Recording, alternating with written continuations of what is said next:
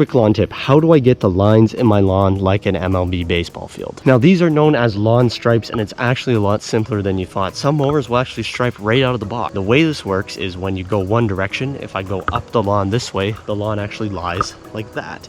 And then when I come back the other way, the lawn lies like this. So these two different directions, the shiny of the back of the plant and the more matte front side of the plant, help give you this optical illusion that the one stripe is lighter than the other, which gives you the illusion that there are stripes in the lawn. This is what they do on MLB baseball fields. It's all about just mowing in two different directions, making those stripes. You can mow on diagonals to make diagonal stripes. You can mow crisscross to make checker pattern. You can look up and get a striping kit on the back of your lawnmower to get better stripes at your house. That's what I have on my mower. I have brushes and rollers are the two standards for lawn striping, and it really helps to put a great stripe in your lawn. So from the Great Cool North, that's Wade. My name's Wade Murray. That's how you stripe your lawn.